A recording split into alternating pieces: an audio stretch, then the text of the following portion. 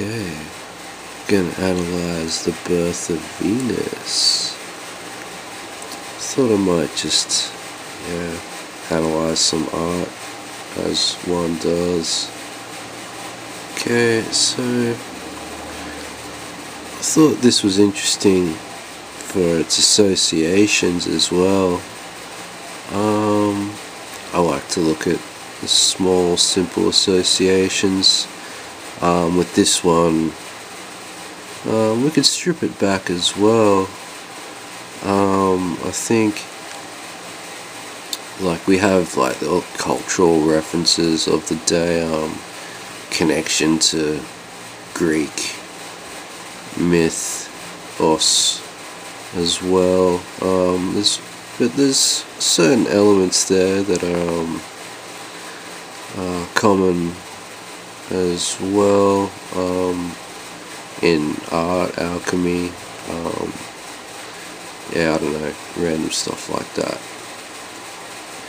Might get a bit random, but the Birth of Venus, the title itself, I like to look at the title, as one does when trying to get a perspective on a piece.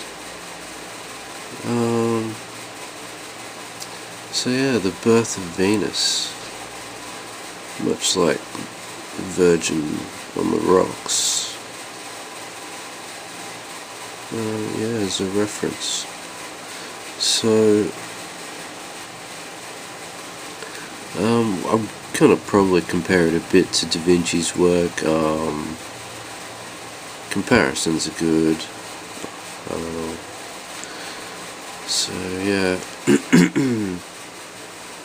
What have we got here? We got basic elements. We've got the astrological reference too, but we also have this astrological figure in an earthly realm, which makes the story interesting as it begins to unfold before our very eyes. We got the elements like earth, wind. This character here is blowing wind. It's a male figure. Seems to be a driving force of the ship. She's on a boat, and the water element shows a crossing of a spiritual realm, or something like that. Anyway, a more cosmic realm with the waters. To me, might be just a personal view, but it seems to lack warmth as well. I don't know, had a look at Da Vinci's style to kind of dull things down, how he painted this was so pale and the character's so vampiric, and got a bit ethereal with this angel. I preferred it to an angel. I might look at a bit more colour coding of the spiritual essence and connections of this character here, that Da Vinci alludes to through other angelic entities which carry the same colours as when he had to paint it the second time with more warmth. But they lived in a mini ice age as well. The temperature, the weather wasn't that warm. Yet the warmth does seem to be with the female characters, and just represented with the fiery red hair. Red hair was kind of one of those things where it was back then they were obsessed with it. probably like anything, probably blonde as well. So yeah, it's like so we got these worldly forces, like she's coming to land, like Earth. We got another female figure here, like, so kind of like Earth being a mother figure as well. You can look at it like that, and Venus being a female figure. We have a mother-to-mother association here, so she's being welcomed. The forces, in essence, it looks like to me.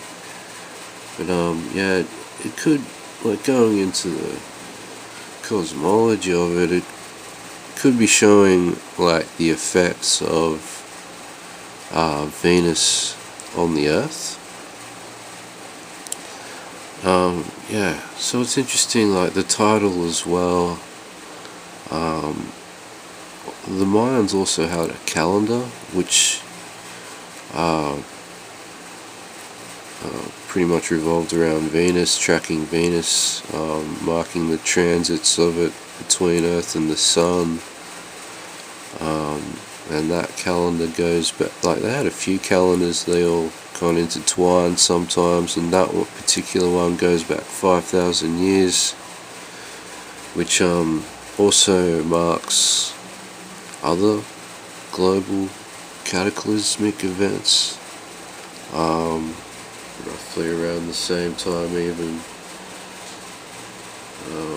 as towards the end of dynastic Egypt. So it's speaking to us as well. Like it's cool. Oh, it's cool. Where was I with this? Yeah, so at first I thought, like, has Venus been taking heat away from the Earth with its transits in between? I don't know, it might be, yeah, and birth is a long process, so like it probably, we've heard of, like, in the more ancient historical esoteric records as well, I suppose, yeah, Venus being possible instability and only really coming into kind of effect, or yeah, stabilizing fairly recently in terms of, yeah, cosmological history. So yeah, that's interesting. And it's like possibly they're feeling these effects and they wanted to, because we know it was done at the time of the Renaissance, around 15th century, 14th, 16th. We got, you know, around the time of this mini ice age as well, and perhaps they wanted to, you know, reflect, because they were bringing back ancient cultures then. That's, you know, study of Egypt. It's the same with Da Vinci. He, you know, he just used the characters of the culture of the day to encode a message, and yeah, it's pretty much, Renaissance is all about that. So yeah, it's pretty interesting. I'm sure you could find associations with, like, these characters, like how they're winds, like, I don't know, where does wind come from? The sun. So there's a relationship between the sun, maybe, I don't know, the Earth, Venus, but yeah, I don't know, whatever. It gets a bit ambiguous, but just focusing on the bare bones of it. Okay, I think I'll leave it there. If I have anything more to say, I guess I'll say it in the next video.